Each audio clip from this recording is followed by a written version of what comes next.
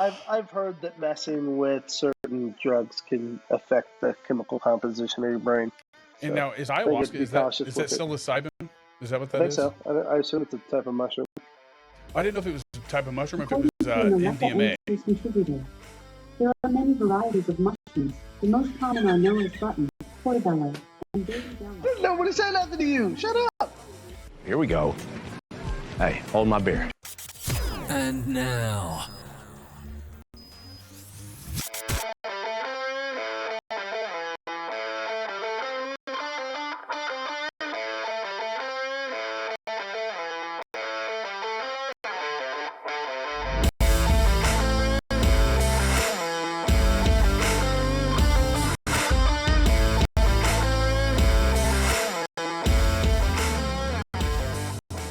There you go. Fake clips, and then that'll be the intro. I like it.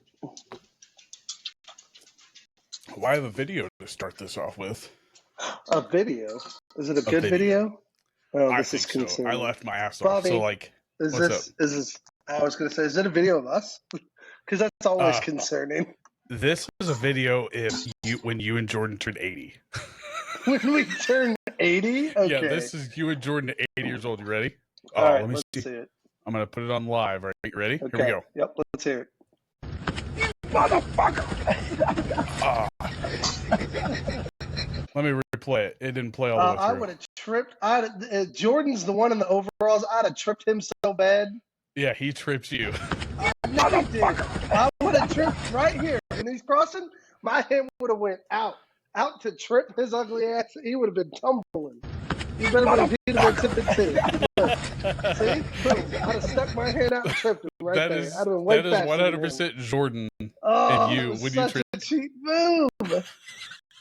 Jordan would do that crap too. That's my point. Like that was 100% absolutely Jordan. Do that crap. Oh, Heartbreaking Jordan, good to be here with us today. He's in the world's longest three-legged race. It's a marathon run from South Africa to the north of Russia. So best of luck, Jordan. You and Sergey, we're very proud of you guys, and we really cheering you on. Hope you guys win gold in the Olympics. So three-legged race, proud of you guys. Keep it up. Go for gold. Go for gold. Oh man, I should have got that as a soundbite. Go for gold. Go for gold. I do have. Let's see here. When did we get ice cream? John Hancock. It's Herbie Hancock. John Hancock. It's Herbie Hancock. But here's one specifically for Jordan. Does this suit make me look fat? No. Your face does. That guy. You didn't hear that? Little coat. You didn't hear it? Yeah. Does this coat make me? That's what he says at the end of it. Does this suit make me look fat? And he said, "No, your face does." No, your face does. Yeah. This stuff is playing way before than I thought it would. I got nice. several. I like it. As soon as you're pressing it, I'm hearing it. Damn it! I hate that Bob Barker.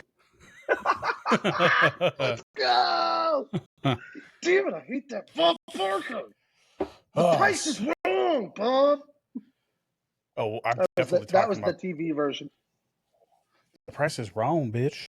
That was the YouTube version. That was the movie version. So now that we saw what you and Jordan are going to look like when you're 80. Dude, that was hilarious. That was great. Man, if I could... Jordan, I will trip you, fool. Trip me, I will trip you right back. Preview.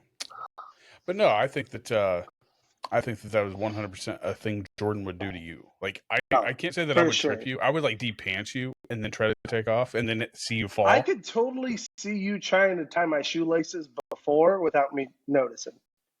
I could see you trying to pull something like that. Jordan's just gonna flat out stick his foot out right as I go to run, and then say that I'm pigeon-toed and that I tripped over myself. Yeah, so you can hold your balance. That's exactly what it did. So how you been, bud? You've been busy from what I gather. Busy. Yeah, busy. We're working, showing the house again. I don't know if we've talked about it on the podcast, but we had an offer on the house. but unfortunately they have backed out, so we're back on the market. So showing the house, so that's, the fun of, I say fun, air quotes, that beautiful thing. It's the fun of keeping this place, clean and ship shape, and being able to kind of pack up at a moment's notice and clear out while they show the house. So it looks different behind you. Yeah, well, I mean, right now we're looking at, like, I don't normally sit in this spot, but this is just another angle of the front room.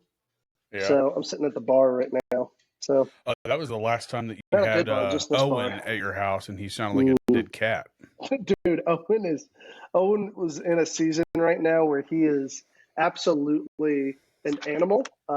Specifically, it was actually a dog. He is 100% one of the oh gosh, what are they called? The Paw Patrol. The Paw Patrol. He believes he is absolutely one of those critters. How old is those puppies? 3, 4, 4. He's 4. Huh. Never seen Paw Patrol, but I've seen like the like action figures and like all the merchandise that you can buy for Paw Patrol. Just modern day Bob the Builder, Dora the Explorer, stuff like that. Yeah, I never got to watch that either. I'll tell you one thing that I did watch. Yeah, I saw that, but I was never into it. Like the most modern cartoon that I got into, and I mean, you can call me weird, was Phineas and Ferb. Like that was like, hey, I wouldn't dare call you weird. I follow Povenmire, Dan Povenmire. He's the creator of that show. He's hilarious. That cartoon was next level. It was as game changing as SpongeBob was when it came out. And I didn't like SpongeBob. That's the weird thing. I liked SpongeBob was hit or miss, but you cannot deny it had a huge cultural impact. Right. And like what I thought Phineas and Ferb was like Ed, and Eddie mixed with what was that? We're gonna rule the world, the two mice. Pinky and the Brain. Pinky and the Brain from Animaniacs. Yeah. That was like what I got from Phineas and Ferb was a mix of that. It was Ed, and Eddie toned down with a little bit more like smart stuff and a little less crazy stuff. And if you really want to get technical, it was like the cartoon version of Even Stevens. I could kind of maybe. The sister always trying way back when Ren was trying to, but granted she only had one brother. Yeah, and I was just saying Shia LaBeouf was not smart, whereas the boys are smart, and that's the whole point is they're constantly creating and doing stuff. And how about Lizzie McGuire? It's so fun. What about her? Like I'm saying, don't bring like up my childhood crush.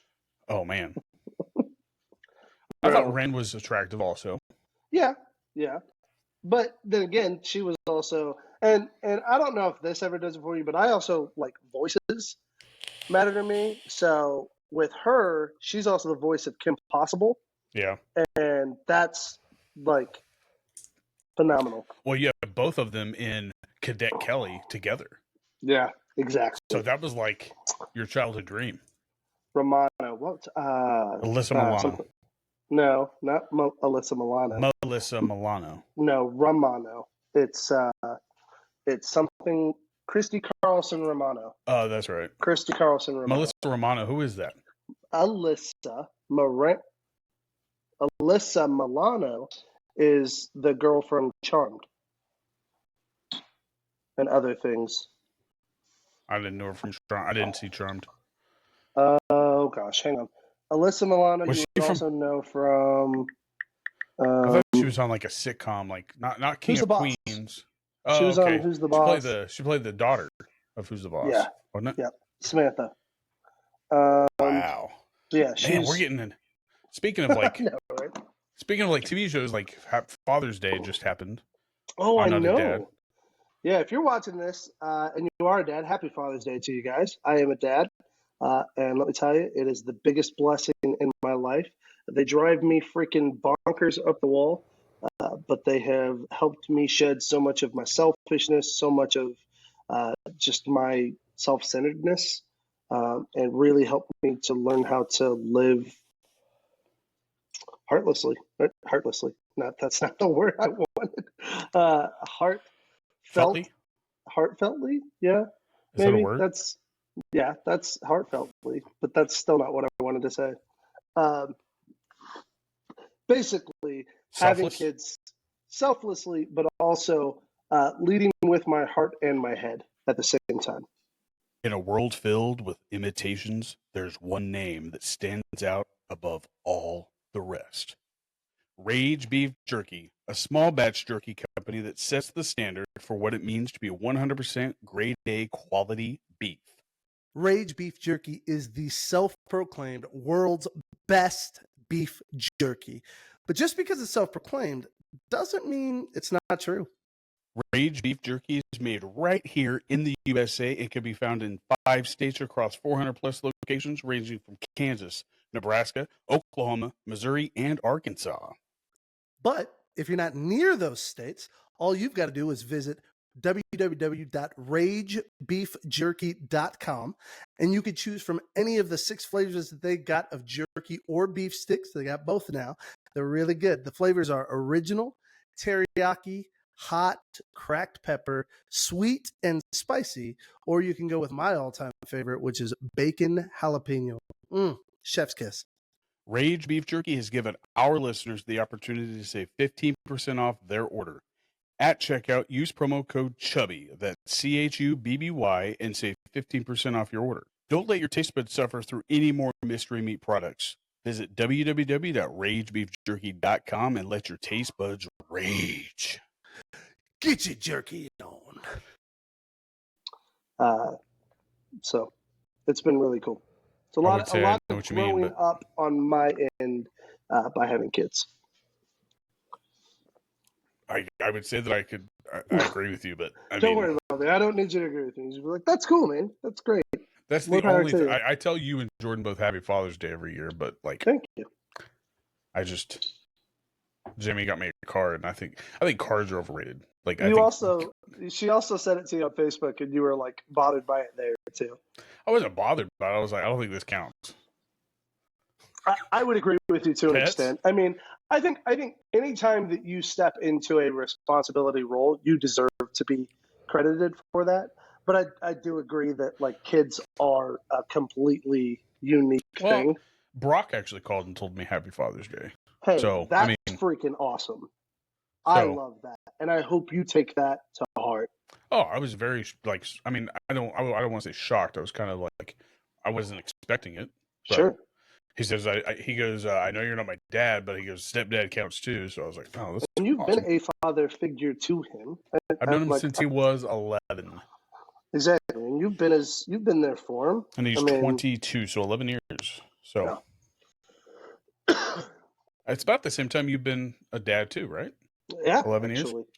No, you've known him a little longer because we got the kids in 2014, so that'd be 10 years ago.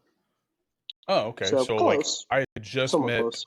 Brock, so 2 years, I guess. So Yep. That's not bad. But yeah, you've been in Brock's life for a long time, and I know he's leaned on you a couple of times, so that's cool. Yeah, I mean, the first day I met him is the day that he told me about the P Olympics, and I totally believe that. That was my first interaction with him because we took him to. If you don't know what we're talking about, this is the previous episode. Like I think it's actually titled the P Olympics. You got to go back and watch that. Maybe. It's so dang funny. But that was a funny time hearing about the story of learning about Bobby and the P Olympics and just totally believing that Brock believed that this was a thing. Well, and the whole while he's just pulling the chain. Right. But like this whole thing, like it was so well told. Like it was like one of those stories that's like, okay, this is legit.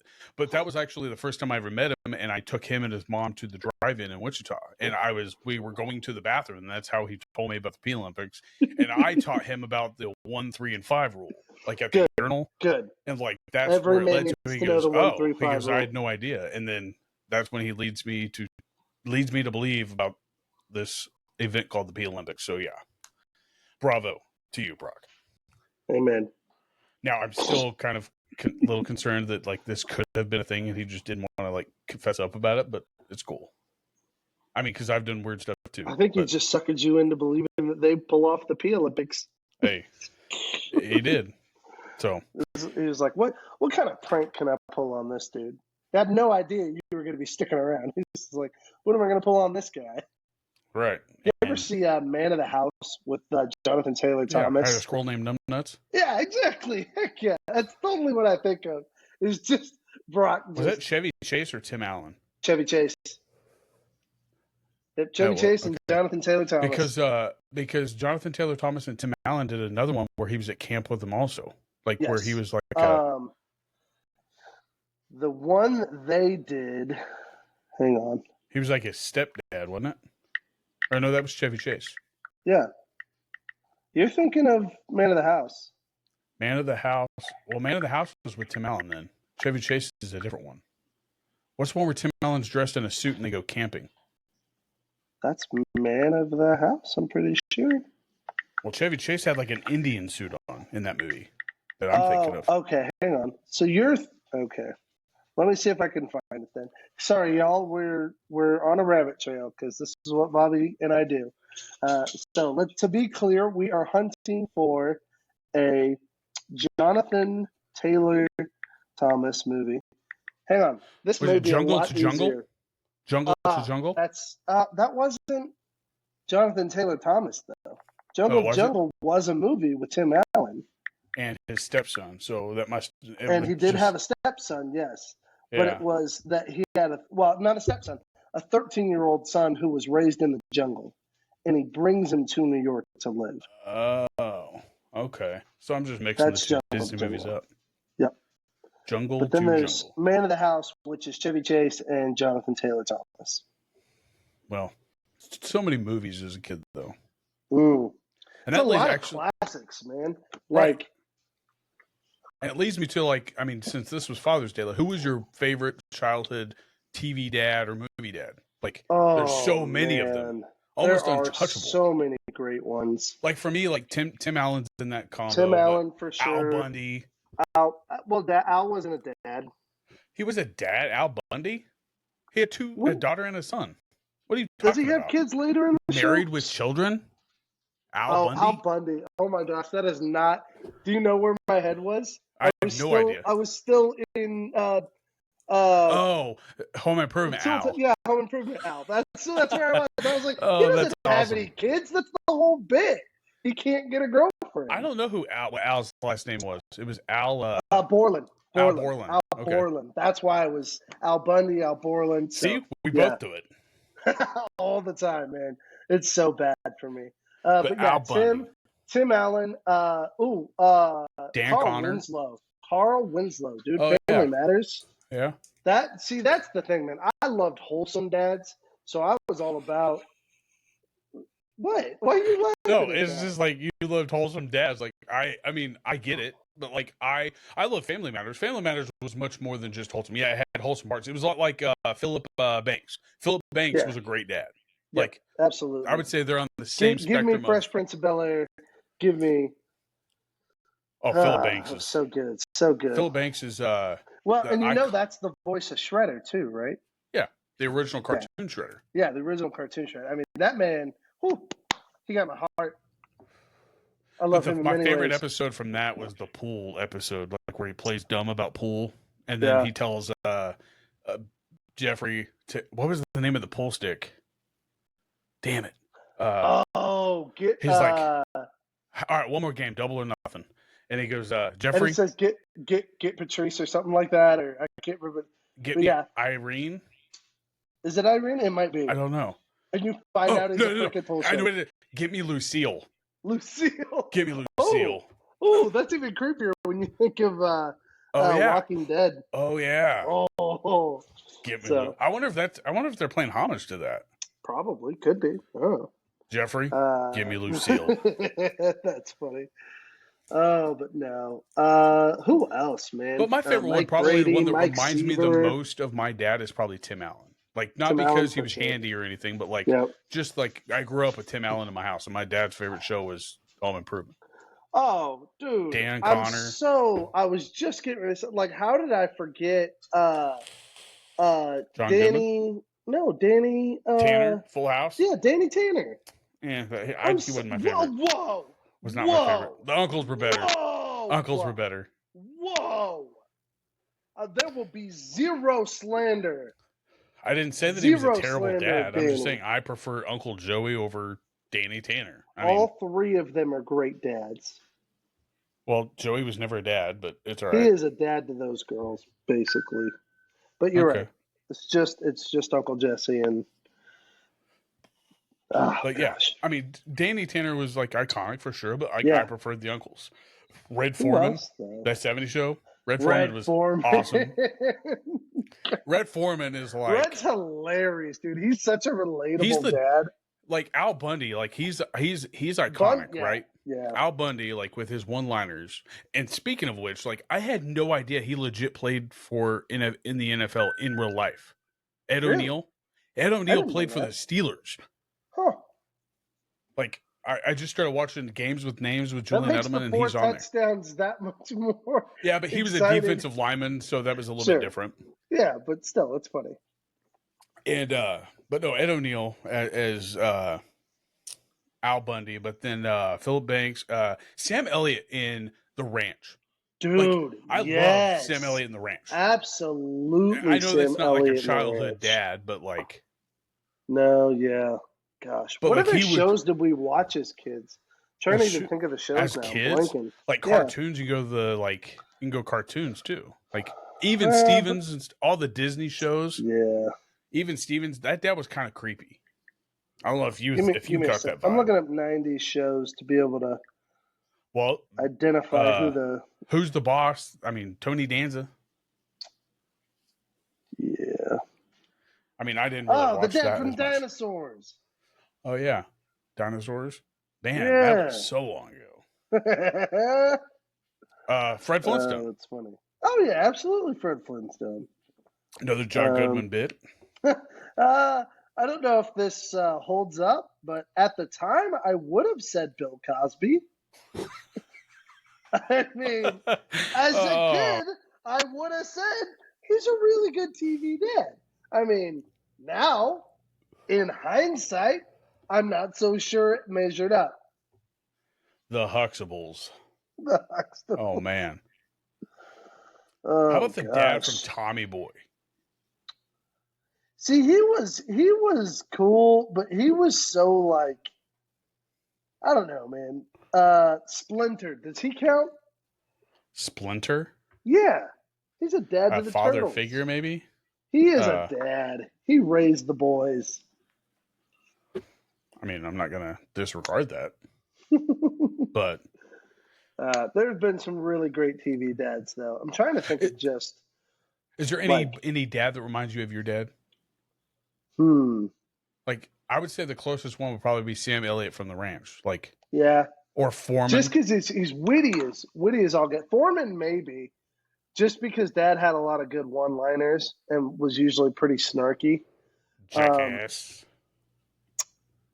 Gosh, man? I'll tell you, The Ranch actually is probably one of the best glimpses. Sam Elliott's character captures my dad pretty dang well. Maybe a little friendlier than Sam. Yeah, your dad's way Sam friendlier Elliott's than Sam Elliott. Right, but I think that's like comes with the job, like his, I guess, character and role. Yeah, being like, a farmer. Ranchers are not happy. Yeah. I mean, if they are, then they're successful at everything. Gosh, I'm trying to think of who else. Like, there's if not he would many... have been around more, I would say somebody like Mike Seaver, because Mike Seaver always seemed to have the right thing to say. Remember Mike Growing Seaver? Pains? Yeah, Growing Pains. Oh, yeah. Okay. He always used to have like the right Smallville's thing to dad? say. Ooh, absolutely.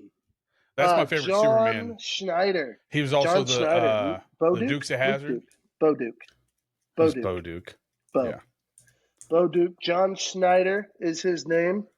Yeah. Absolutely. The best Superman series for like Clark Kent. And the absolute best Jonathan Kent. For sure. Yeah. Nobody's done it as well as he did. Well, we really didn't see much of it either. If I had to identify, that would be a TV dad that I would say is close to dad. Yeah, I mean he's just as humble as he is. Yep, but he stood his ground too, and Dad would stand his ground on things. Does stand his ground on things. So trying to think of other dads like that we grew up with. Like movies, like there's so many of them. Like yeah, one that that's hit why me. I don't want to go with movies, because movies you don't get a full glimpse. A TV show, you're seeing that dad in action forever. Yeah, like Malcolm in the Middle. I didn't watch that. I was not a fan of that show. Oh man, I was not a fan. He was funny. Terry His mom Crews was and Everybody Hates Chris. Yeah, there you go. Gosh. And you haven't seen Young Sheldon yet. We're watching it right now. Dude. He's a good dad. It's like, so I like the show. I like George Sr. Dude, I am blown away because Missy is just a child version of my wife. Every snarky, snappy little comment that little girl makes is, and to the point that both her and her parents who have watched it now, like her parents had already watched it. We're just now watching it first season. And like all of us identified it right away that kid is a clone of Heather. It's so ridiculous. They portrayed the whole Cooper family like perfectly. Like the way that he talks about him. It's so good. Oh, I love it. I don't know about continuity just because I haven't been trying to. I haven't paid too much attention. And you'll to notice this more as you go on, because like they kind of have to change things up because of the story that they had told before they started filming. Sure. They kind of had to backtrack, and like the last season of like The Big Bang, like you'll notice like a change in the story that actually turns out to be a really funny flip to it in Young Sheldon, and it's awesome. Well, like I laughed at the Tam thing. I thought that was really funny that they redid the scenes with Tam, and then now we're in this show and we're meeting Tam. He's really funny. So yeah, it's good. I really like it. But Missy, Sheldon's hilarious. Missy is the second funniest one on this dang show. It's so good. I like his brother. I think they portrayed his brother to be Theo Von 100%. That's like 100% Theo Von. Georgie is just a young Theo Von for sure. If they ever did a college version of it, like Theo Von, they missed out on putting Theo Von as the brother in The Big Bang Theory. Like they missed out. But Connolly's he's a well-known actor. Yeah, but he's only in 2 episodes? Yeah, but they weren't. Did they know for sure they were gonna? No, but I'm saying they missed out on an opportunity when they made the TV show. Like they were like, man, like this dude looks so much like Theo Von. Would have been hilarious for it for sure. Gosh. Yeah. Apparently they're doing like you said. They're doing like the I guess I think it's of the brother's like wife and him. I mean that duo right there, like Haley Joel Osment's sister. That's Haley Joel Osment's sister and him in the show. Yeah. Well, you don't know. You haven't gotten that far yet, have you? No, I have not. Oh, okay. But you know who that is, right? I do. And I also saw previews for that show, so I know that it's coming. Yeah. Another one, King of Queens. Jerry Stiller's character. Yeah, like he was not hilarious. But was he a good dad though? Yeah, maybe not a good dad, but he's funny, dude. Like if you want to go good dad, like what else did we watch as kids? It's funny. I'm realizing Everybody Loves Raymond. A ton the dad of in that. I got it. Are you ready? Go ahead. Hank Hill, man. Yeah. Hank Hill. Hank Hill's like your Uncle Jeff. I sell propane and propane accessories. Quit beating off my shit. Well, I guess that wasn't actually him. That was the same character but a different name. Did you know that? What? Hank Hill, like they took his character. They have the same art and everything except for the name is different in Beavis and Butthead. So Beavis and Butthead has Hank Hill, but it's not Hank Hill. Just a different name. Yeah. It's just a different name because they're always beaten off in the shed. Fun fact. Ridiculous. But also, fun fact about Young Sheldon. I'm sorry to bring this up, but did you know the mom that plays in Young Sheldon is also the daughter of Jackie in Roseanne? Jackie, yeah. Well, it was also the daughter who is Sheldon's mom in Big Bang Theory. I thought that was awesome. Which is awesome. That's really good casting. And she does that neurotic insanely well. She sounds just like her mom. Oh, yeah. It's so well done. So she's very impressive. I wonder if they ever did like a spinoff. Well, I think Roseanne's outdone its time. So anyway. Yeah, I'm trying to think like, oh, Boy Meets World. Who? Boy Meets Boy World. Meets Yeah. World.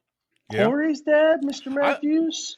He was I prefer solid. Mr. Feeney over the dad though. Like, Yeah, Feeney was solid too. But Feeney he was a father Corey's figure. Corey's dad was always solid. Yeah.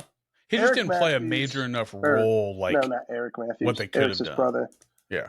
Well, he's always a tertiary character because he's the dad. Like the story's about the kids. Corey. Yeah. So, but no, that one was solid. Well, was the dad in that the same as the dad in he played in something else too, I think.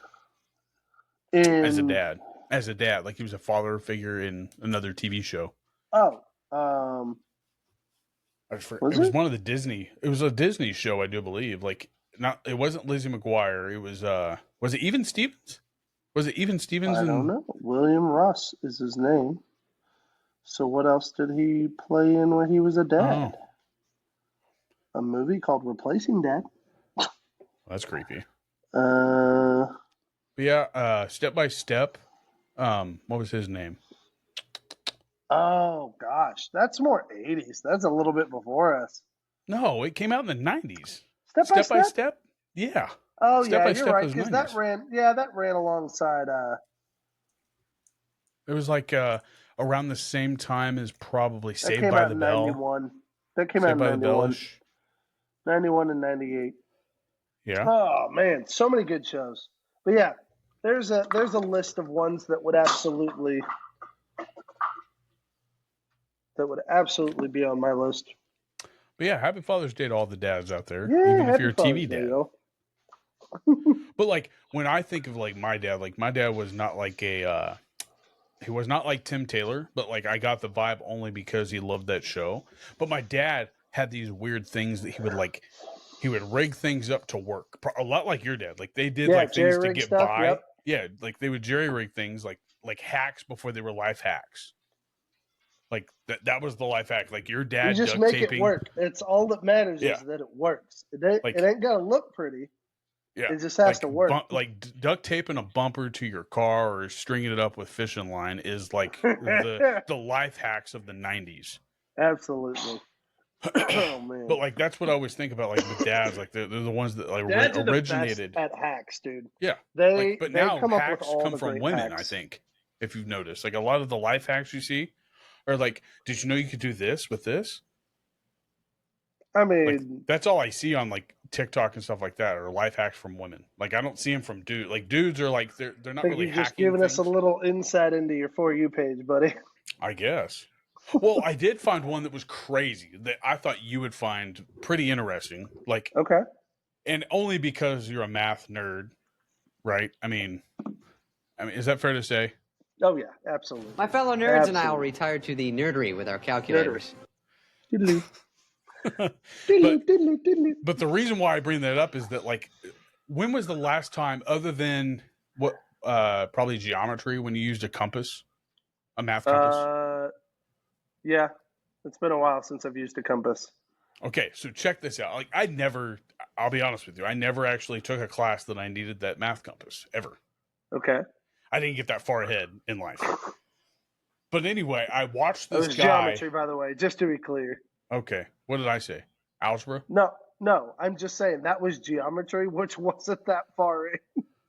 Right, but I didn't take a class that we actually needed the compass, is what I'm getting at. I know. But what I'm saying is the one you would have needed it in would have been geometry, which was not that far. I hate geometry. Anyway. It was just past the bare minimum, which is where you were. Hey, whatever. You graduated. That's what matters. But the reason that this hack stood out is because you just got done updating your house and like you were doing like all your trim on your baseboards, right? Right. Like, this guy took the compass and put the compass on the wood that he wanted the piece that he was going to cut to match. So he made a jig out of a compass. So he took the jig and took the pencil end, and as he was tracing down the compass line of the like the crowning in your ceiling, he was going down, and as he would go down, it would mark on the wood that he was tracing, and that's how he made his cut, and then it placed in perfectly on the crown. I was like, what in the crap is that? That's a pretty solid life hack. Like, I'd have to see it. I would have, but... yeah, I would never have thought about doing that. Like, that's bizarre to me. That's some Neil deGrasse Tyson shit right there. Oh my gosh, no, it is not. It's next level. It's like advanced level carpentry. That's all it is. I don't even think. Do you think a lot of carpenters use the compass though? I think they use the tools that they have handy, but I think you'd be amazed at some of the little tricks that they know. Uncle Jeff had some really impressive little skills that he had. Like he could run his finger and do a 2-inch line all the way down without ever actually measuring it or doing anything. Like it's just insane.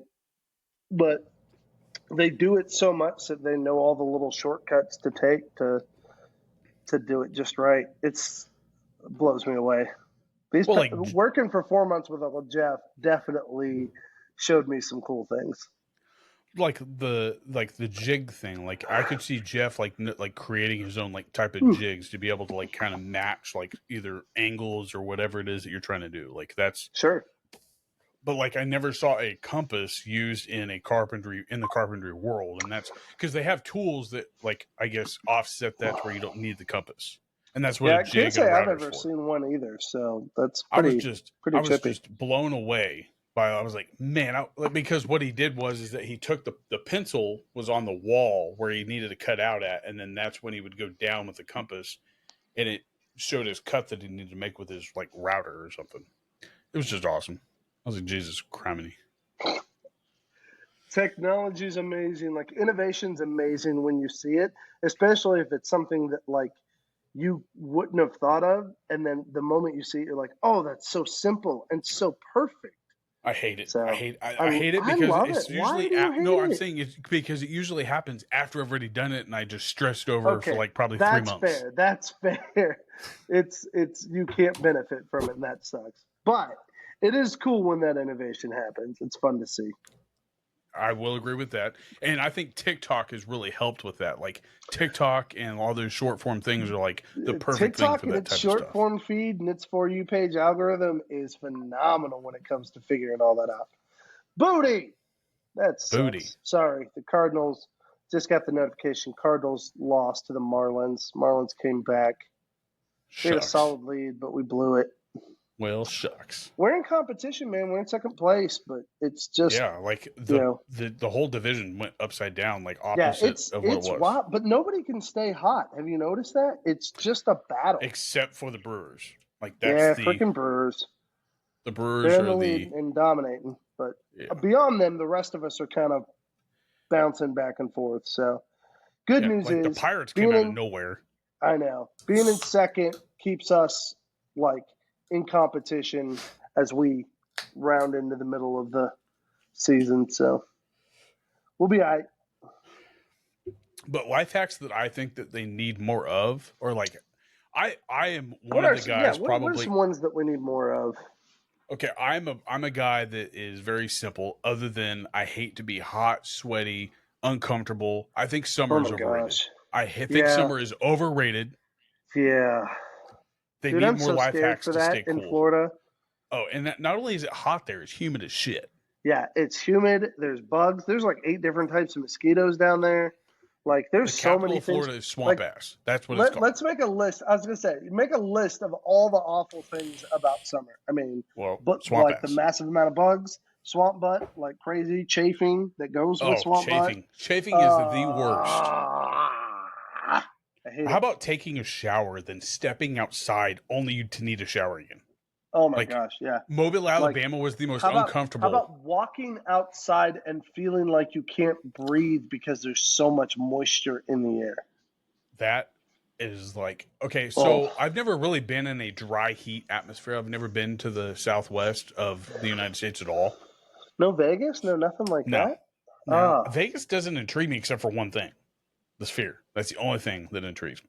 There's a lot to do that was fun in Vegas. We enjoyed it. Yeah, but that's stuff that I've never been a lot of what everybody gets from there is gambling, number one. But number two is the little things outside of I would say it's not in Vegas, it's around Vegas. Would you agree?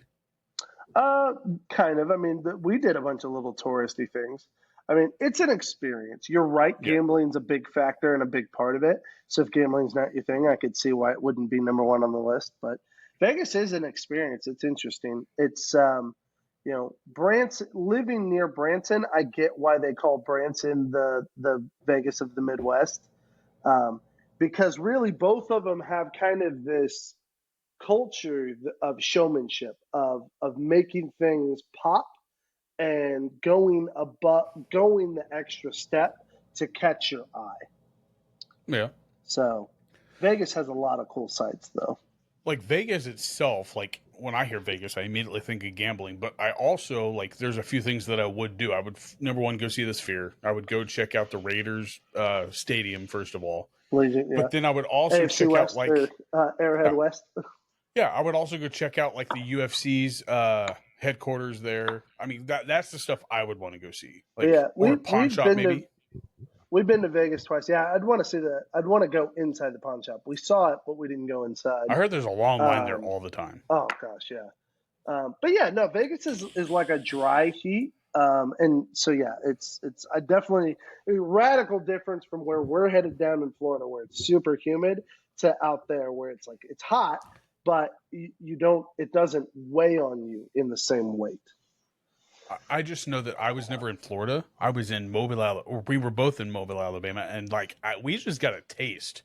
Ugh. It was like Hutch or Kansas times 10 in Mobile. So Florida's got to be Kansas times 100. So I took a group of students down to New Orleans for a CRY one year, and let me tell you, that was rough. Is that about the same as Mobile? Probably. I'd say worse than Mobile. Really? I'd say it was thicker than Mobile. Really? There was one afternoon, it was in the 90s, and we were painting a basketball court.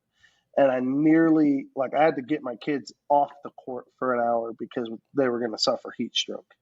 It was so humid and thick, and like just the sun beating down. Like, I'd say it's they're a below little sea bit more level. humid. I'd say it's a little bit more humid in New Orleans. Is nuts. It's just crazy. It's a total different like feeling. Like I hate it in Kansas because usually when it rains, it's like after it's already at its hottest point, and then when it rains, it's like the most muggiest, uncomfortable mosquitoes. Yeah, if it's gonna be muggy and humid, it has to be cold. I need cold air passing through. I need cold air. Like you can't sleep when it's hot out. Nope. Like you can't sleep. So like, why would you want to be hot at all at any point in your life? You can always. And my argument is this: is that you can always put layers on to keep warm. You can only take so much off legally before you're comfortable. Like you only take so much off before you're trying to peel your skin off, and you can't do that. And you're not really losing weight; you're just losing sanity at that point. Yep, exactly. You're losing peace of mind. But yeah, summer to me is overrated. I prefer winter over summer. But I also prefer fall and spring over summer any day of the week. There's some good things about summer, though. I mean, like, but they don't outweigh the negatives. Hang on, dude. Swimming in cold water on a hot day is pretty dang wonderful. Yeah, but why are you swimming in cold water? Because it's hot. But it feels amazing. That's what I'm saying. Like, that is insanely refreshing. Going to the beach, going to the lake, cold and you getting in the pool on a hot day. I mean, that's just as good too. But you can't deny, as a kid, going to the pool on a hot day was a game changer. Oh yeah, I mean, or a popsicle on a hot day. I feel like my theme here, though, is just cooling off when it's hot. That's what I'm saying. Like you're like in the winter, like the good things about winter outweigh the good things about summer any day of the week. Because winter, what do you get? I mean, smells are amazing. Like it doesn't stink in the winter ever. Ooh, summer you get good foods, man. You get lots of good grilling and stuff like that. You can grill in the winter if you really want to. You don't get as much of it in the winter, though. I'm just saying. But is that by choice or by not being able to? I don't know. But no, summer's overrated. You can fight me on it all you want. It's never going to change my mind. I'll say I agree. I somewhat agree. I somewhat agree. I can't say I strongly agree, but I somewhat agree. I'll take it. I'll take Part a of me win. has to be in denial because I'm about to move down to the Everglades, basically. And yeah, you're going to change your whole mind. That's going to be so miserable. Like, if I don't tell myself that I can tolerate it now, I won't be able to tolerate it then for sure. And how often is it like that towards muggy? Is that every day of the year? Or is that just in the summer? Every day, dude. Ugh. In the winter, it's going to be muggy. The only time it's not in the winter, I'll say this, dude. We were swimming in late September, and the water was hot, like lukewarm to hot. I'd have to dive down to get cooler water in the ocean. So, like, late September, isn't that when pools close? Like, maybe around Kansas. Here, down there, they don't. It's Labor Day when it closes here. Labor Day weekend. January and February down there will have a couple of days that will be in the 50s to 60s. But beyond that, it'll stay 70s, 80s, and 90s. That's perfect weather. 50s and 60s? Yes. Hey, if y'all agree with that, give us a like and a subscribe right now. I will strongly agree with that. 50s and 60s is perfect weather. Not necessarily you need a hoodie, but like a long sleeve shirt will get you by. Like that's like if it's 50s, give me jeans and a hoodie, and that feels great. I don't need a hoodie at 50 or 60. I just need a long sleeve t-shirt. I'm good to go. In the low 50s, I would like a hoodie. That would be nice. Just a little pullover. I don't need anything. Well, I like the Dixon flannels. Like that's what I wear when it's brisk out. Like brisk for me is probably 40 and lower. Like so then okay. So you've lived in the Midwest. I'm moving to Florida. Neither of us have ever lived like super far north where it's like snowy all the time. I would love that. Knowing the different seasons, where do you think, if you could pick your favorite place to move to based off of the seasons, based off of the weather, where are you headed, Bobby? Me personally, because I like snow. I don't like the windy ass like sleet and shit. No, but I like snow. I would move to Montana. Like Montana has got to be some of the Montana or what's the other? Is it Wisconsin? Not Utah? No, not Utah. It's Wyoming. Not Wyoming. It's one more. It's right above Colorado. Is that Utah above Colorado? No, Idaho. Gotcha. Like that's a little closer over to towards Oregon. Yeah, towards Oregon. So like this is why I say that, because a guy I had on the Recess Ruckus, he's a knife maker, and he used to live here in Wichita. They live in a small town between these two mountain ridges, that the mountain ridges block all the cold weather and all the terrible heat, to where like they're in a valley to where they're 362 days out of the year, it's like 63.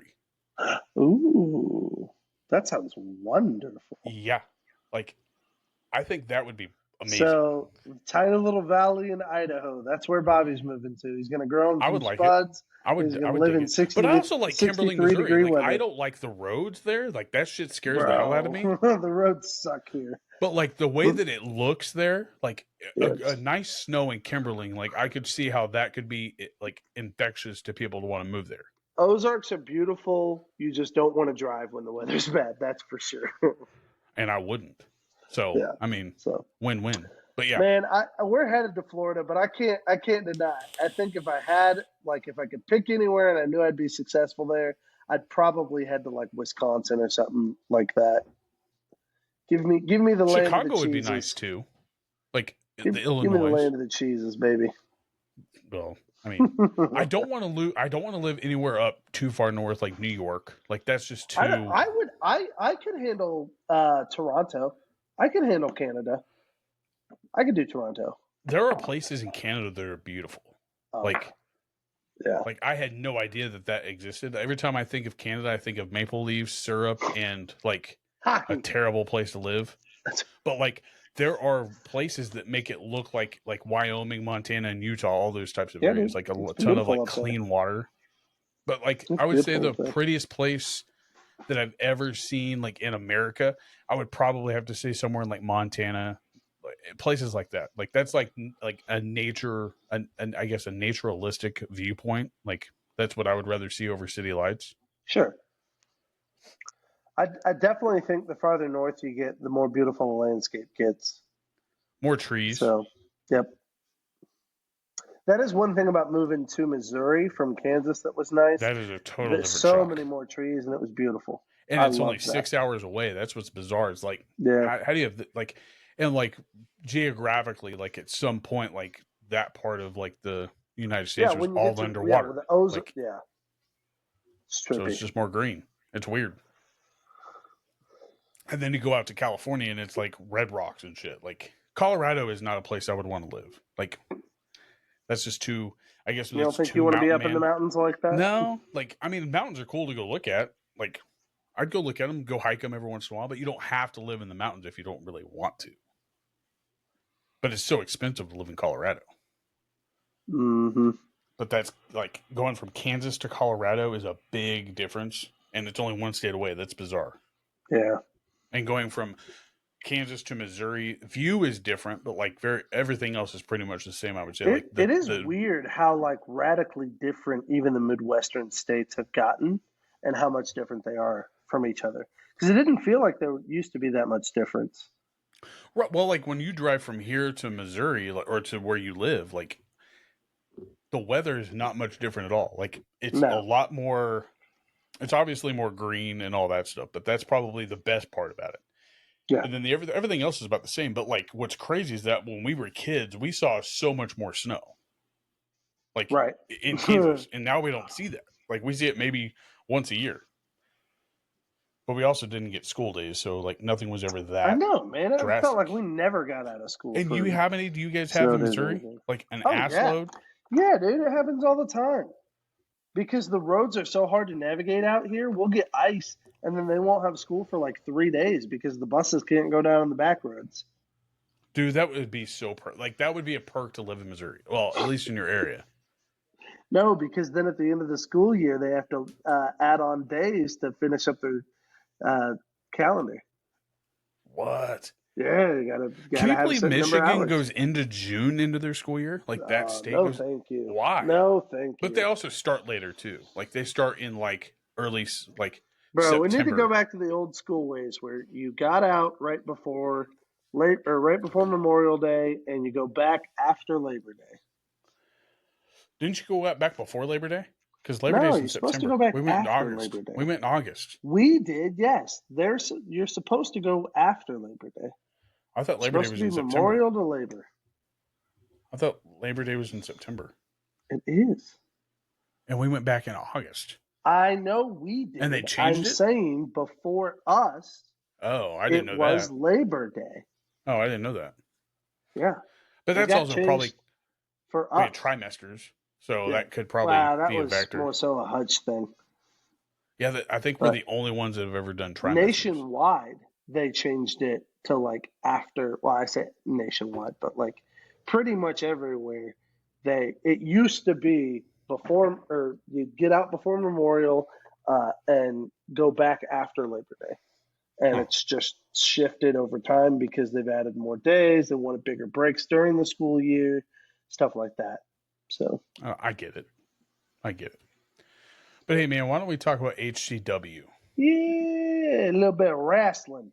And they've got a ton going on in wrestling. They've just released like a few matches, and they've got a tag team, like a girls tag team. They've got I don't know if their show coming up is River City. The artwork on their poster is awesome. Yeah, I saw the poster for that. Yeah, it's like the artwork alone is like it's very eye-catching. Looks good. It looks like an old Miami Vice cover. Or not Miami Vice. It's Grand Theft Auto. Grand Theft Auto Vice. Yeah. Cover. Yeah, Vice City. And it's good. Looks real cool. Yeah, they just released 7 hours ago. They have a tag team. The Realist Calvin Alders and Macho Hottie Stormy Rade take on the Spotlight Logan Knight and a mystery partner at HCW River City on Saturday, June 29th. Fun. Mixed gender match, huh? I mean, I have my idea of who this... Only because the silhouette matches the person that we've seen on there before. Don't give nothing away. But another one they released yesterday was King Carter taking on Dutch McLean. Dutch McClain called out King Carter last show, pretty much for him just disrespecting Kansas wrestling altogether. Like he's from Texas, and he wanted to show he wanted Dutch to ain't welcome. having it. Yeah, and he wanted to welcome Kansas to the Texas way. And the biggest one is for the Independence Title Championship that got announced. Tito Valentino versus KJ Everly, who is going to be making his HCW debut, versus the 3 holders ago, Mr. Johnny Faith, versus the OG Independence champion. He's coming back Mr. for the Johnny first time Faith. After open heart surgery. He's making Coming his back from his, making his way back. Recovery. Coming after the current HCW Independence champion, champion Kerrigan. Like, just the artwork. I mean, and I'll show the artwork when I go to post edit. Like, it's just really cool. Like, that is going to be such a great match, such an exciting match. Tito Valentino's getting a title shot. That dude, what a wild character, man. Like, that's funny. Yeah. He's getting a run for the title. And I don't know who KJ Everly is. That's what's a up new with name. Chance Kerrigan's going to have to put in some work again and defend that title in a 4-way match. I'm pretty excited to see what happens, especially since Johnny Faith is coming back to take that title. I'm glad for that, because that gets Chance to square up and be able to, if he can pull this win off, Chance can then confidently say, I am the rightful champion. Because Johnny only lost that title because of his health. No, he lost it in a match. He lost it in a match to. That's right. You're lost right. it. You're right. Yeah, he did lose a match. It was announced shortly after that match that he had the Jose health beat him complications. in a 4-way. Right. That's right. Yeah. So, but it was like right after that he had his heart complications, which was crazy. So I'm gonna just throw it out there. Maybe he wasn't at 100%. Maybe he wasn't. However, Chance, if he can pull off the W in this match, will definitely be able to claim that he is the rightful reigning champion and be able to continue that streak, that dominance that he has had. So that'd be really exciting, man. So you said KJ Everly. I think he's making it's his so HCW this will be debut. his debut. That'll be exciting. Tito Valentino wrestling. What a highlight. What a showman. And then, of course, Chance Kerrigan, Johnny Faith, 2 former champion or current champion versus former champion. This will be a great battle. How in the world is Chance going to hold on to this title, man? Well, I think it's actually going to be probably the fairest fight he's had in HCW since he doesn't have to face Handgun Dan. I mean, if you look at it. Fatal 4-way, bro. Ain't nothing fair about facing that. 3 guys is still fairer than facing Handgun Dan. I'm just saying. Handgun Dan is dirty. Only because Handgun Dan's the dirtiest player in the game. Dude cheats more. I don't know. Is he the dirtiest, though? Because, I mean, you got so many other people to compare him to. That's fair. You got the whole empire. They put the breakfast. They put the D in dirty, bro. No. I don't know how I just came up with that, but it put sounded the provocative. Ick in icky. That's for sure. That is not where I thought you were going with that. Put the Ick in Dick Richards. The last time I heard somebody say that put the ick in is somebody said they put the ick in Ozempic. I was like, that is not what I thought you were going to say. I was like, damn. No. But anyway, it is going to be a hell of a show because come June 29th, HCW will be live at the Osage Rec Center. Bell rings at 6 p.m. Or doors open at 5, bell rings at 6. Get your VIP tickets, and kids 12 and under get in free. And tickets start at $12. Let's go. And this Sunday, if you are listening now, you are listening after this video premiered. This Sunday, right here on the Chubby Buddies Studio YouTube channel, you will be able to check out what is going to be coming up with HCW and the Chubby Buddy team as we are brand new series, baby. Yeah, joining forces, if you will. And here, I'll just play this real quick. Yeah.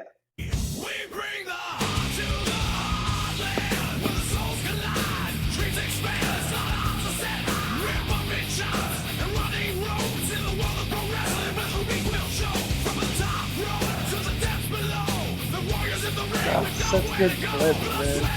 I love it.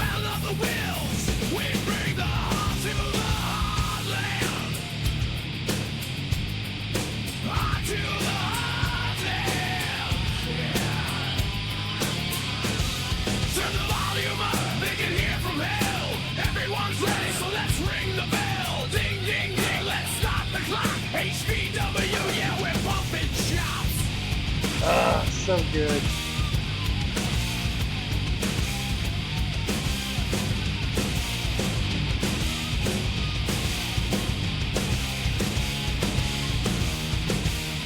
Oh, well, let me stop it, but oh well, it's done now. I love it. It's so good. Bumping chops, baby. I had and actually that hasn't even been announced. That part of it hasn't, but like it's in the song. But I actually had a wrestler reach out. He thought it was a hype for the show coming up, and I kind of had to tell him. I was like, "Well, this is actually going to be the Sunday before the show." And he's like, "Oh," he goes, I was like, "Yeah, it's premiering this Sunday," and he's like, "Oh, I thought that was a hype for the show coming up." He goes, "That was pretty legit." Way to go, Bobby. And he asked me, he goes, "Who sings that?" I was like, I mean, I would be a liar if I would be a liar if I said that it wasn't AI and artificial intelligence, baby, created song. Now, the only thing I did to that song was plug in like what the name of the wrestling promotion was, and then I added lines. So like that very end line, I added that like turn the volume up so they can hear from hell. I added all that all the way to the end. So I love it. That's the only thing the AI actually created was pretty much the what do you call that? The chorus, bring the heart to the heartland. Like that's what they created. So it's amazing what technology can do. Yeah, it's pretty impressive. You could definitely tell it's inspired by some certain bands, but still Metallica, really well done. I'd say Metallica. I'd say oh gosh, really? I'm blanking on the name. I put it in the genre of metal / Marilyn Manson for BJ. Okay.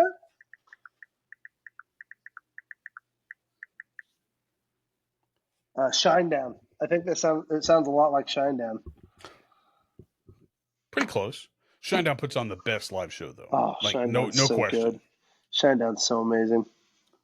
But that is that was HCW. A lot of fun. Very exciting. You said you have not announced the name?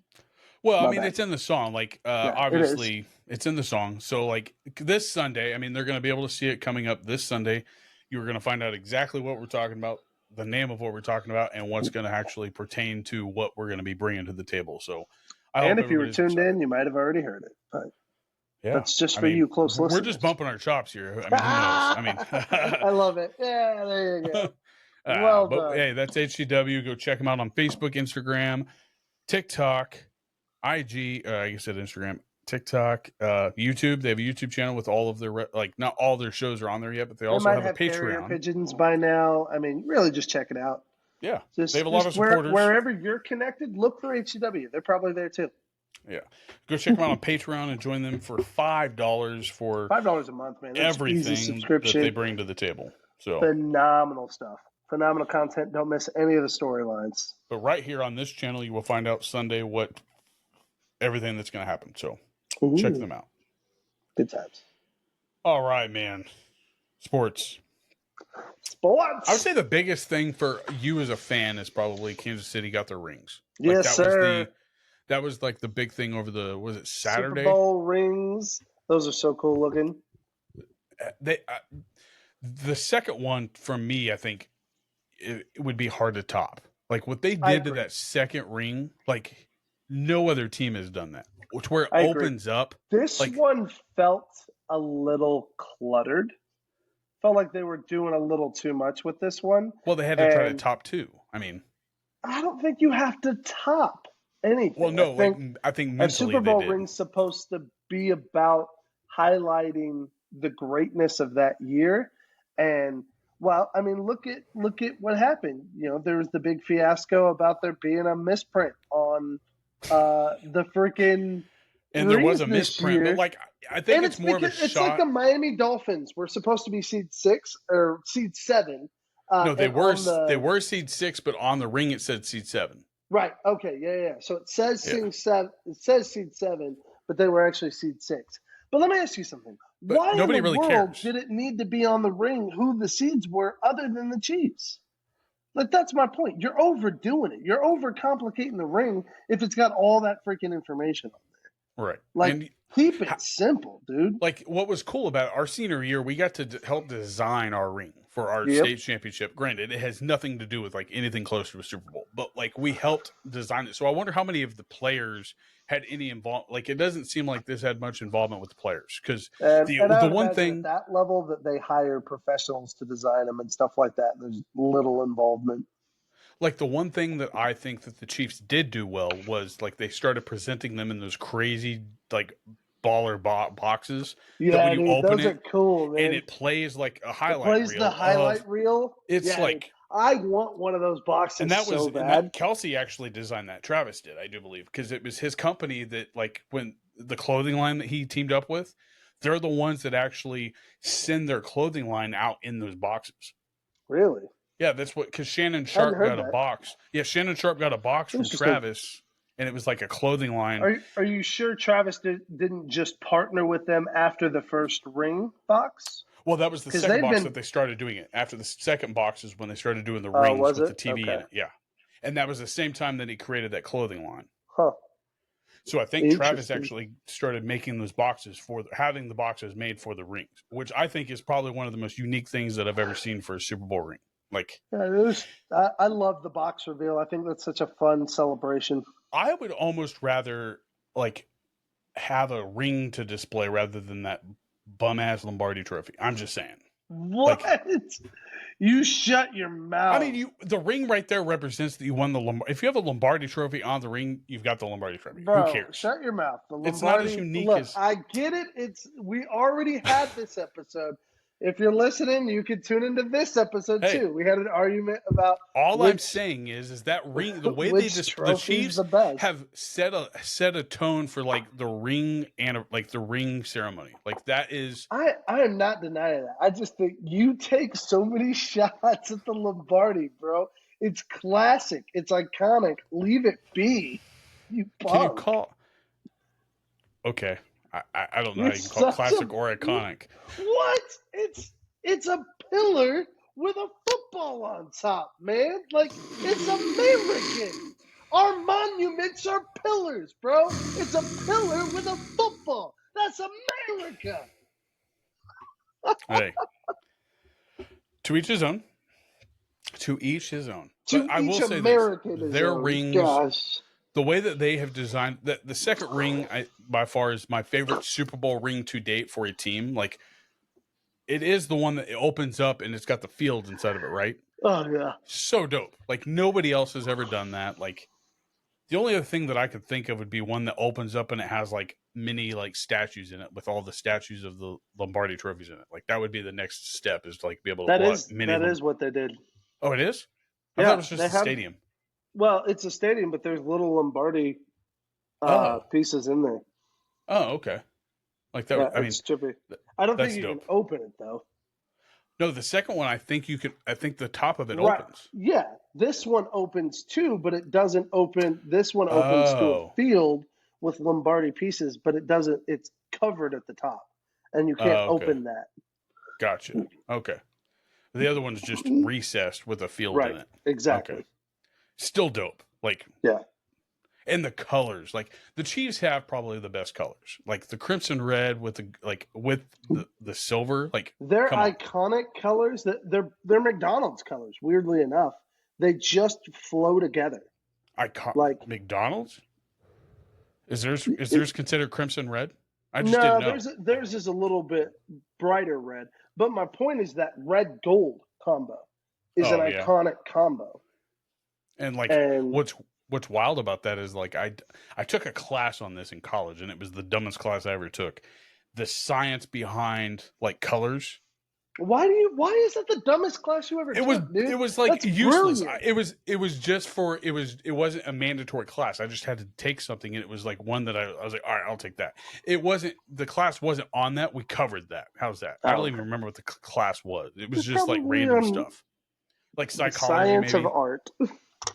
But like the way that like the colors trigger in your mind that, oh, I want to go eat there. Like, that's what the red and yellow is for. Is like almost all restaurants have the color red, yellow, and blue in their, I think, logo anywhere. It's pretty wild. But anyway, Chiefs have I would say the best Super Bowl rings to date. At least It's number cool, 2. man. I am ready. I'm saying it now. I want there to be plenty of video evidence. 1% chance, but I'm all in. I believe it. We're going undefeated this year. Undefeated for the 3-peat. Dream big, baby. Dream big. Hey, how bizarre would it be if you had 2 undefeated teams in the Super Bowl? That would be wild. Dude, That's more. If you knew you were going to have a perfect season no matter what, that would be insane. That should be the biggest game in NFL history, period. If you could get to 2 So this year undefeated that teams, could happen. Like, let's just say it could happen. In theory, it would yeah. hopefully be the Chiefs. Yeah. What NFC team do you think it has raised the bar enough to where they could say, hey, they could go undefeated? Gosh. I'm gonna have to say the Eagles. Yeah, Eagles. And I hate the Eagles it. getting back there. Outside of them, Niners maybe. Niners I could see getting back, or possibly no, because it would be that's AFC. So Who? I was gonna say Bengals, but they're AFC. Oh yeah, no. So we they could go undefeated to the playoffs. I see them going to the AFC Championship or going to the playoffs though. Like maybe I don't know. We'll see. Just to have an undefeated team. The last time we had an undefeated team in the Super Bowl was 2000 and what was that? 12? Like the Patriots? Yeah, whenever the Patriots did it and played the Giants.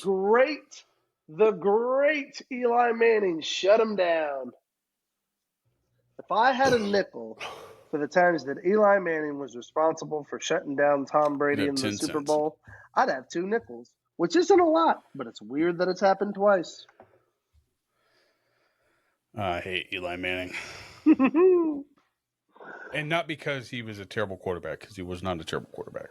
He was average he was to Tom above Brady's average. nemesis. I would say he was average to above average as a quarterback. What Eli Manning talent-wise, I think he's just as talented as Romo? No. Romo was no.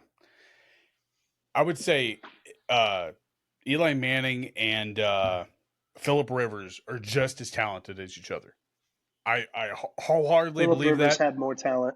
Phillip Rivers think? had way more talent. Yeah. As a quarterback? Yeah. Phillip Rivers was just stupid. Like, he just was childish and made risky throws. Phillip Rivers had more talent on his team, I think. I know. No, but I'm telling you, the Rivers was insanely talented. He was just immature and would throw too quickly. Like, he didn't do his read options fast enough. But Eli Manning was just as talented. Eli Manning wasn't as talented, but he had the smarts. Where Eli lacked in talent, he had the intelligence. Who could you compare Eli to then? Who would you compare Eli to? I would compare Eli more to, gosh, this is a cheap shot, but a Bledsoe. Drew Bledsoe. I would say Drew Bledsoe was more talented than Eli. I would agree with that too. I would agree with that too, because Drew Bledsoe was a first-round draft pick. He won't get. I don't think he goes into the Hall of Fame. Phillip Rivers just. I don't think he does. I would agree with you only because he never got the close. But as far as talent and as far as dominance in the league for a long time, Phillip Rivers stands tall. I don't think Rivers is a healthy comparison to Eli. Eli to me, Flacco. Joe Flacco. Joe Flacco was way better than Eli. Joe Flacco's in the Hall of Fame, guaranteed. Then maybe Matt Ryan. Yeah, Matt Ryan. Well, I think Matt Ryan and Phillip Rivers are comparable. That's like. I would agree. But that's why I say Eli and Phillip Rivers. But the only difference that separates them is 2 Super Bowls. That's why I wouldn't put Eli there. Maybe Trevor Lawrence. I don't know. And can't compare him yet. I mean, Trevor Lawrence now has the second highest guaranteed money contract in the NFL, which is bizarre. Congratulations. What has he won? What has he done? He's been there 3 seasons. Well, this will be three, I think, right? In the playoffs, but what else has he done? Nothing. Burrows. Burrows. No, I think is Burrow for sure. No. I'm saying Burrows has done more than Trevor Lawrence, but I would say equally I think they're just as talented as each other. Burrows has just been to one game that Trevor Lawrence is not. Well, 2 actually. AFC Championship and Super Bowl. So, yeah, Who knows? I don't know exactly who I'd put it with, but I definitely wouldn't say Eli is. I'd say Eli was a B- quarterback, but he had the intellect to not screw it up. Is the way I would describe it. He has 2 Super Bowls, so I mean he's got that going for him. It does indeed. That's the one thing that That's separates why I put him him. as above average. I'd say B- talent wise. But that's what separates him from Phillip Rivers and probably a B+ or an A- intelligence. Well, because if you look at talent, could you say Ben Roethlisberger was that talented? No, he was just smart.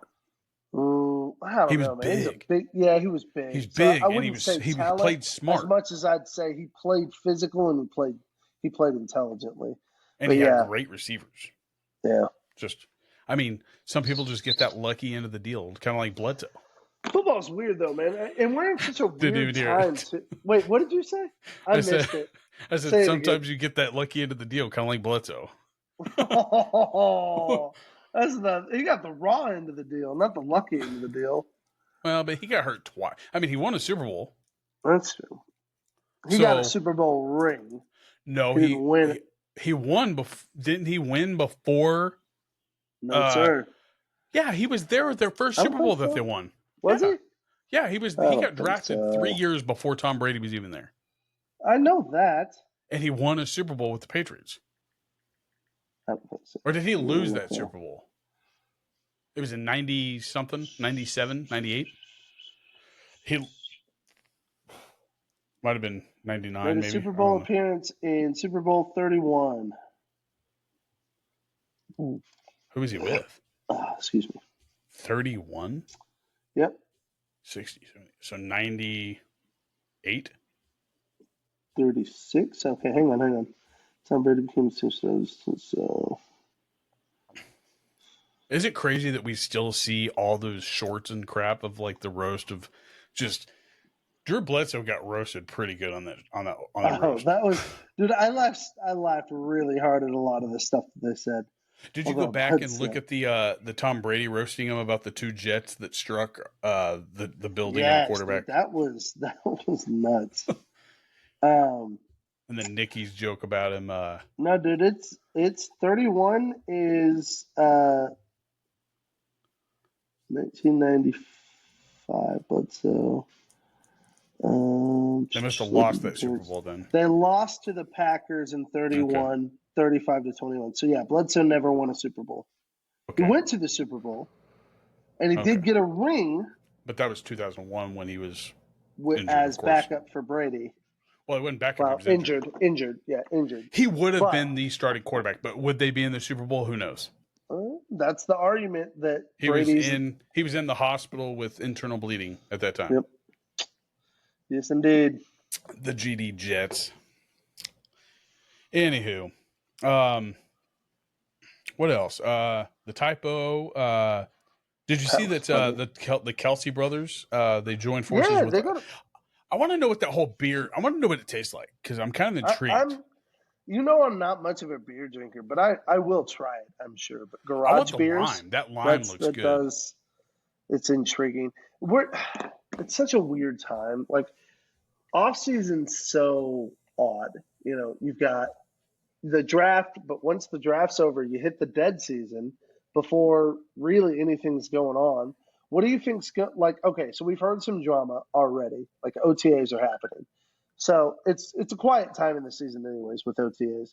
But like, Rodgers wasn't at OTAs. Where do you think he won't be at OTAs? He won't be at OTAs.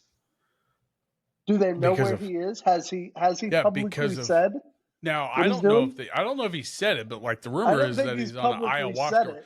But he said it before in the past that he goes on these every year. Yeah, ayahuasca retreats. Now, I don't know what it's done for him, like physically as a player or an athlete. Man. Dude, I've always been intrigued by what I've heard about ayahuasca. I'm just saying. I'm not even gonna lie. I'd be like, man, I would so check out. Like, I don't know what everything that goes into like going on one of these. I know that you have to be like mentally stable, first of all. Like that has to be like. I think that should be a requirement. Like you have to kind of know who you are. Like, okay. because it can change a lot. I bet you could probably change a lot of your mental stability afterwards. I don't know how you feel about it, but I've heard that messing with certain drugs can affect the chemical composition of your brain. and now is I think ayahuasca, be is that cautious with it. psilocybin? Is that what I that think is? so. I assume it's a type of mushroom. I didn't know if it was a type of mushroom or if it According was to an Alexa MDMA. Answers contributor, there are many varieties of mushrooms. The most common are Noah's button, portobello, and baby bella. Nobody said nothing to you. Shut up. No, that's Alexa, a short right there. Stop. Ask her what ayahuasca is. Alexa, what is ayahuasca? Ayahuasca is a South American psychoactive beverage traditionally used by indigenous cultures and It's a folk beverage. healers in the Amazon and Orinoco basins for spiritual ceremonies, divination, and healing a variety of psychosomatic complaints. There you go. Yeah, ayahuasca, like the way that I thought it was more like Psychoactive drink. DMT. I think it's similar. Yeah, So, and but like anyways, DMT. yeah, he's in a darkness DMT retreat. Yeah, like But football's weird, man. hey, Football Aaron players are Rodgers weird. is his own human being, and he owns up to it. Like you can't Aaron knock him for Rodgers that. is an odd duck. He's like the hippie. He's like the Cheech It's like your hippie or the uncle. Chong. He's like the Chong of the NFL.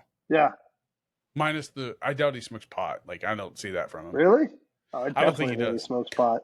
No, he probably eats edibles. He probably does like the white girl, like the white girl special. I'm gonna pop like a little 20 or a 30 mg gummy, like the Oh man, the that's margarita funny. flavored gummy, and I'm gonna call it a weekend. But no, like Aaron Rodgers is Aaron Rodgers. He will. I would. Okay, here. How about this? How about Eli Manning and Aaron Rodgers? Do you compare those two like on the same level of what they've done in their career? Oh, maybe. Eli's No. won 2. Rodgers has won 1. No, because I think Rodgers has produced more. Yeah, he's won MVP Like- 3 times. Right. So I would say Rodgers, again, fits more of the mold of being more physically talented. Whereas Eli, I think, I'm telling you, man, actually, the more I think about it, the more I would compare Eli to Tony Romo. Really? Because Tony Romo made dumb mistakes. Tony He Romo was smart, was but he made dumb crippled choices. by his team and the speed of his decision-making skills. I'm not knocking Tony Romo. Eli had a better team and had quicker decision-making skills, and I think that's where I will say you were wrong. Tony Romo had a better team than Eli Manning, and Tony Romo had nothing to show for it. You go back and you Des look Bryant. at that. You go back and you look at that New York Giants team for both of those years. Bull. Those were some of the most stacked defenses. Do you realize ever. they were the wild card team in both of those Super Bowls? They were Doesn't not matter. stacked. They were good They were not teams. stacked. The best player on those teams were not even number 1 draft picks. Who are you talking about? Jason Eli Pierre-Paul? Manning. I'm saying offensively. I'm not talking about offensively. I'm but we're talking about comparing the reason- quarterback. But that's why I'm telling you. But like that's my whole point here, Bobby. Like Okay. Eli Manning was DeMarcus Ware was on the Dallas Cowboys. Eli Manning won those Super Bowls not because of Eli Manning or any of his offense, but because that defense was so good. What are you talking about? The offense caught the crazy helmet catch to win them the Super Bowl. Right, but that doesn't mean that it was the offense that won that game for them. I would say both of those times the offense won that game for them. Nobody on the defense was MVP. A wide receiver. When is defense ever MVP, Bobby? The Go Denver back and Broncos. Oh my gosh, hang on. Denver No, Broncos. we're not The Denver doing this. Broncos. We're not doing this, Bobby. This is dumb. The Giants won the offense won those games. Both times. Bobby, no. 100%. The offense won those No. games. Tom Brady scored so many points on both of those The defenses. Giants won the 2008 Super Bowl 17-14. That's Okay. not an offensive victory. Let's go to 2012, shall we? 21-17. Also, not an offensive victory. It was defense that won the Giants the Super Bowl both times. Eli Manning managed to salvage the game by not losing it for them. But where are you comparing them as quarterbacks? That's my question. How are Tony you comparing Romo, them? because Yes. you asked for play style, and my answer to you is what they lacked in physical talent. I would say Tony Romo and Eli Manning both lacked physically. They made up for mentally. They understood the game. Difference being, Eli could do it a little quicker under pressure than Tony could. But you still think that the Giants had a better team than the Cowboys? At that time, yes. At that time, absolutely. So. But Jason Pierre-Paul, you're comparing him to who? DeMarcus Ware? Ware was a better player. I'm comparing that defense. I'm telling you that defense, even though they were a fringe team because their offense wasn't that good, but rather because their defense was so good, that's what kept them in playoff contention. I don't know. And I still think that the Dallas Cowboys still had better teams both those years. They just didn't have nothing to show for it. I disagree. The defenses, though, Dallas, in both of those years that Dallas played, they had DeMarcus Ware both of those times. Like that right there is one total player that set the standard for a defensive player. Offense, and again, I would say the Dallas offense was even better. I would say then the difference between the two is still what I'm stating. They both had good defenses.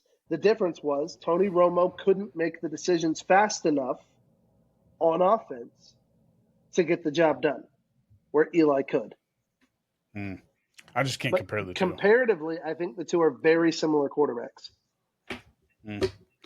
That's a stat. Did they play the same amount of time either? Tony was drafted maybe 2004. I've never compared those two. You asked me who I would compare Eli Manning's play style to. And I'm not knocking Tony Romo. I think Tony Romo was an underappreciated quarterback. Not underrated, but underappreciated for what he was able to do. I mean, you can only do so much with the coaching staff that he had. I'd agree with that. I'm just saying. He did have great players, though. That's where I'm saying, like, he didn't have anything to show for it, and he had great players. Yeah. I mean, Dez Bryant is no slouch, all right? Dez Bryant is still going to be, like, one of the best wide receivers that Dallas has ever had. Like, you can't deny that. Maybe now that you have CeeDee Lamb, but he was CeeDee Lamb before CeeDee Lamb was even born, probably. Yeah, but, I mean, no offense, it's always going to come down to what did they produce. And they weren't part of championship-winning teams, so I think but look at the teams they'll that were. Be remembered. That's what's crazy. I think they'll be remembered, but I don't think they'll be held in the same esteem that like Michael Irvin is for you guys. Right, and that's what I'm saying. Like, if we're going to compare him to Super Bowl teams, like Michael Irvin isn't even compared to Dez Bryant or CeeDee Lamb now because they've already surpassed what he's done as a player. But he also played way less time. I mean, it was a more physical game. But the coaching staff was like way different. Like it's not a political game like it is now, if that makes sense. Well, especially with freaking him as an owner. Well, he was an owner then during all those Super Bowls, and that's what's crazy is that like it's almost like he self-sabotaged on purpose almost. It's like or at least couldn't let go of enough control that he could let him back into winning. And that's like, I wonder if that's Jimmy Johnson's fault, or not his fault, but I wonder if that's like a reflection off of what Jimmy Johnson did. He wouldn't let him have control, so he's like, "See ya." Yeah, could be. So I don't know. Yeah, but you can argue that football, all day. Man. Is football. Bengals, they just signed Higgins today, I think it was, to their. Really? I think he just signed his franchise tag. Nice. Okay. So the Bengals have a pretty good offense. Like, I don't know what their defense looks like, but that offense is scary. If Burrow can stay healthy, that team's dangerous. No question about it. I would say that compared to where they were with the Bills, like the Bills have nothing to like show for anything that they did. Bills is a heartbreaking story because they were so dominant and his team just get ripped apart. The new Texans. I was going to say, how dare you? The Texans I'm saying, dominant, dude. Don't you take a shot at CJ. Texans 2 years ago. Getting rid of J.J. Watt, their best wide receiver. 3 years ago. Oh, well, Browns 3 years ago was the best team that the Browns ever saw. Oh, wait, no, 2 years ago, Browns. They were still good. They were to the playoffs. No, they've been to the playoffs 3 years in a row. maybe 5 years ago, the Browns. When was the Watson decision? Watson was well, but what I'm saying is they went to the playoffs last year and they had Watson. I mean, Bro, you can't don't you give credit to that man for what he didn't play. accomplished. He didn't play. This year was his only year, but he was still hurt halfway through the season. That's my point. No, that's a dumb mistake. But the Browns have not been terrible. Like they haven't ruined their entire team over like stupid decisions yet. So like this decision that they made, just because they're still competitive does not mean they have not ruined their team over stupid decisions. In the long term, yes. Just because they're ruined still kicking doesn't mean that. I wonder. Do you think there's any up. sort of like way out of that contract, even though it's guaranteed? Is there like a loophole in the system, like if he gets like caught like getting another massage or anything? Nope. They were foolish enough to guarantee that man money, and they're idiots. And how long is it? 10 years? I don't think so. I thought it was 8. Either that's still more than enough time to pay 2 good quarterbacks. Shit, 3. You can pay 3 quarterbacks, and you get rid of a guy that like really 5 brought year, 230. 5 year, 2021. okay. Man, nuts. That's crazy. So 4 more years of that dude. Yep. Well, 3, I guess, if you count the past 2 years, because the first year he didn't play. Yeah, 2021, 2022, 2023, 2024, and 2025. That's crazy. Well, he's no Patrick Mahomes, so. But about baseball, like we already kind of discussed that, like that whole division, or that whole division in baseball Central's is like hot. It's weird, man. It's a battle. It's the most competitive. I would say one of the most competitive. Like all the teams are equally as good. Absolutely. The only thing that like people are lacking in is like the Cubs are kind of making their like showing their face of being more like the Cardinals with the bullpen, like the decisions that they've been making, and like the Cubs have not been able to withstand the end of games for all season. I don't know if I've talked to you about it, but we've got a young guy in like our AA or AAA right now that's pitching. That's so fun. He's got this freaky glitch-like release point that's like way up here, but he still follows through. And so you're expecting the pitch to be here. Off. Yeah, so you're expecting the pitch to be here and release, but the ball's already been released up here. So your timing's totally off, and he's striking people out left and right. It's so cool. It kind of reminds me of this softball pitcher that I watched pitch one time. Like she's like, you know how they spin their arm like 3 times? This chick would let go of it. She follows through on her spin? Yeah, she keeps spinning even though she's let go of the ball. So it throws off the batter. Yeah, she threw it. She would actually release it on the second spin, but then would spin it one more time to where you're like, what the hell just happened? And it would be like a drop ball, like, or trippy. I mean, that drop ball is crazy in slow pitch or fast pitch softball. Speaking of which, Oklahoma just won their 3rd straight national championship for fast pitch softball. That's nuts, man. Oh yeah. Shout out to like women's sports and the way they've been blowing up and growing. I love this, man. This is where it's at. I'm going to be honest. I have been in the I've kind of sort of taken into this whole Caitlin Clark thing. Like dude. It's been fun to watch her. And I'm rooting for her. But like I also see why like there's so much like controversy about women's sports, about the whole not getting paid. But I will say this. She has now made it to where it's going to be hard not to pay the women. Like for almost every sport. Soccer, baseball. I think we've got to get there. I think you've got to be realistic about what can be done, and like you have to be realistic always about what the market is. But you're right. There's no need, especially nowadays with more women taking sports seriously. Like it's competitive. It's exciting to watch. There's no reason there's no less than situation with it. Like when we were kids, let's be honest, it wasn't the same. No. Nowadays, it's competitive. It's exhilarating. It's fun to watch. I can't remember as a kid, like the number one woman athlete obviously was Serena Williams still. Like even when we were in high school, like that's when she first started getting into the tennis realm of sports. Like I can't think of another woman name that comes to mind. Can you? Other than Serena. Like Serena was, or I guess maybe ice skating or figure skating. Like that was like the big thing. I mean, Maria Sharapova would be.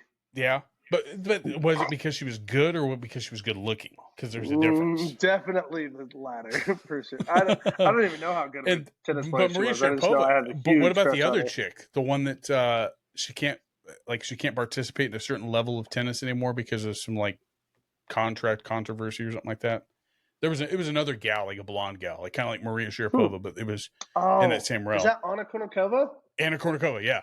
Oh, yeah. I had a huge crush on her too. Oh man, like oh okay, my gosh. I take that back. Why was I crushing on tennis players so much? Because that was the number one sport when we were kids for women. Is that what it was? Okay. We didn't hear about women's sports. Ooh. Like Anna the WNBA was Maria around. Sharapova, both of those girls were. Yeah.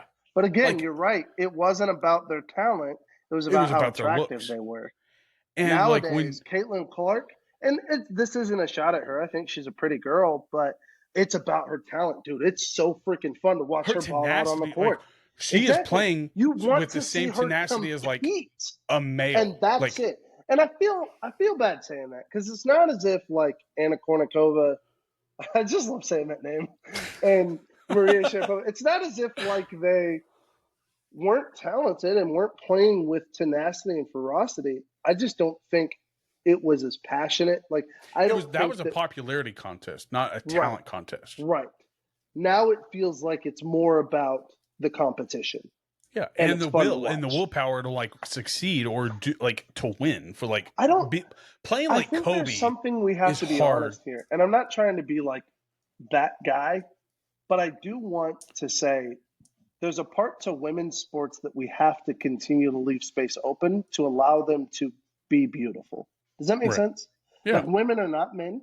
Beauty is something that matters to them and is important to them. And in our version of sports, it's not super important. We like looking good. We like uniformity. We like our uniforms look good. But to us, it's not necessarily the same. And I think that's something in the sports world we've got to be we've got to be considerate of. That within women's sports, there needs to be a space for beauty for them. For them to be able to express their own beauty and some flexibility there. I think is going to eventually at some point be the perk of watching them play is that she's an attractive woman. She's going to bring a certain trend to like younger women to like dress like them and stuff like what was the chick of the soccer chick, Alex Morgan. Like she's attractive. Yeah. She's athletic. She plays with just as much like enthusiasm as Caitlin Clark does. But in soccer, like it's a different. It's kind of like football and basketball. It's exhilarating sports that are focused on being exhilarating, not about genders or anything like that. It's just good sports, and that's what we want. And I love watching Alex Morgan. Like I've never watched the World Cup until the women's U.S. team. I'll be honest. Like I never saw 1 second of it until that. What was that? 5 years ago now? 6 years. It's been fun. Even much so, I bought the action figures. I don't get into soccer nearly as much. Like I didn't watch those. I did watch the World Cup with a couple of my students once. That was interesting. It's a long thing to watch. Like you have to really be like. It's almost like watching a whole Masters of golf. Like it's very. You kind of have to know who you're rooting for early on because. And if you don't root for your nation, that's kind of like going against your team in the Olympics. For soccer. Yeah, but if you're an American, you're not rooting for your team for long if you're rooting for your team at all. So. Well, there was that one year, I think it was like 2011. Well, 2011, the men's made it. I think it was 11 or 12. Yeah, but they didn't stay for long. No, no, they actually went to the right before the actual championship round. Yeah, before. Yeah. Yeah, like they went farther than they've I think ever gone, obviously, but like the women's. But women's have won it, so. Yeah, and they dominated. And that's whole exciting. Iconic. I mean, women are doing that. Let's talk about the domination of America in other sports. Did you know that the U.S. beat Pakistan at cricket, baby? Did you see that? Let's go, man. We don't even know what cricket is. I couldn't explain one thing except for the closest thing to baseball without being baseball. Everybody on that USA team has jobs. It's all part-time. Like, all of them are part-time athletes. So are they actually American, or are they like people from other countries playing for America? Really? They're all Americans playing for America, but they're not. But they're like, they grew up playing dual cricket, citizens and stuff like that. The only thing I know about cricket is $1 Million Arm. But the funniest thing to me, though, is like the whole team, they're all part-timers. This isn't a professional sports team. This is hobbyists. But do you think that that's how it is in other countries, though, too? Like the third world countries? Like India? No, I think they have competitive teams, and they're putting their best athletes on their national team. Right. America doesn't do that. We take other people's sports for fun as a hobby. Yeah. In our pastime. We're just like, we're going to learn this game and beat you at your own game. Yeah, I mean, it's ridiculous. I would have never thought about watching We are cricket. So arrogant as a nation. Cricket can last a long time, too, can't it? Can't it go for like 24 hours? USA. Can't cricket go for like 24 hours, I think so. I don't know. I don't know enough about cricket. That's the problem. Yeah, the only thing I've ever known all I about know is cricket America's the best. Is $1 Million Arm. That's all I got. Like, that's the only thing I know about cricket. Did you watch that movie? That was a pretty good movie. John Hamm? Yeah. A really good movie. Never saw it. Speaking of which, going into entertainment, good movies, dude. So many good movies. I'm excited about Happy Gilmore 2. Yes. Like, that damn Bob Barker. This summer is going to have some great. Have to open up some whoop ass. Have to open up some whoop ass. Axel Foley. We got Beverly Hills Cop coming back. Out, July 4th. Happy Gilmore 2. I'm so excited about that. Bad Boys 4. That's already out. And the way that they shot some of their scenes, they have some teaser trailers, like the way that because he was carrying this camera rig on his body while he was doing, it kind of reminded me of that scene from John Wick 4 where they're overlooking the top, like the camera angles, but it's on his body and it's like, it's spinning towards him when he's sweeping a house, and then it spins away when he goes to shoot somebody, and then it comes back to him. That's cool. Yeah. Like, it looks legit. Nice. I mean, I'll go check it. I'm definitely gonna watch it. Like, I doubt I'll go to the theaters to watch it, but I'll definitely watch it. Yeah, we can't quite afford to do it in the theaters, but man, I want to see it as soon as it comes to streaming. Did you already say Twisters is coming in July? I have not, but oh my gosh, I cannot wait to see Twisters, dude. That was one of my favorite movies as a kid. I still remember coming out of theaters. I don't think I saw it in theaters. I think I just saw it 1995, I'm pretty sure, is when that came out. It was summer. It was like June. I would guess 97. We Walk Out is one of the only movies that my whole family went to see. I mean, Chris, BJ, me, Ashley, and mom and dad. Whole family went to go see this movie. We come out. Do you know what is right up in the sky? A wall cloud. As we walk out. As a freaking wall cloud. Right as we walk out of the theater, just right in front of us. Wall cloud. All the way across the south wall. It was insane. 96. 96. Okay. I thought it was somewhere 97. 96. But I mean, it was a good movie. It was a great movie. Oh, it was nuts. Helen Hunt is one of my favorite actresses, and I think she like. Well, shoot, even you've got Bill Pullman or Paxton. Bill Paxton. You've got Philip Seymour Hoffman. Philip Seymour Hoffman's in it. So many people are gone from that movie. That are like, it kind of makes me kind of question, like, what are they going to do with Happy Gilmore 2 because of like so many iconic people that are now gone. Like the guy that played That's a really good point. The dude that has Chubbs. like this. The Chubbs is gone. The boss that had the nail in his head, he's gone. Yep. Bob Barker. Like, are they going to have Drew Carey? Like, they have to have Drew Carey. Is it going to be Drew Carey, or is it going to be a different game show host? No, it'd be Drew Carey. Wheel of Fortune. It has to be Drew Carey. It could be Pat Sajak. Oh my gosh, that would be so funny if they did Pat Sajak. Yeah. Gosh, I cannot wait. Like that's what I also look at when it comes to movies. Like, what is their twist going to be? Because they're missing so many key players that was in the original Twisters, right? And that's what kind of Philip Seymour Hoffman for me was he was a national treasure when it came to movies. Like he was underrated as an actor. I think Glenn Powell will do a good job with this one, and I think it's going to be a very good spiritual sequel to it. I think it'll still be a love story like the first one was. But I think it'll do just enough service of capturing the same spirit of the first one. The adventure, the excitement, the love story, all of it together. Well, that's why I kind of like Top Gun 2 more than 1, because I didn't enjoy the love story. So maybe they're not going to come at it with that. Maybe they're going to come at it kind of like how they did with Top Gun 2. Yeah, maybe.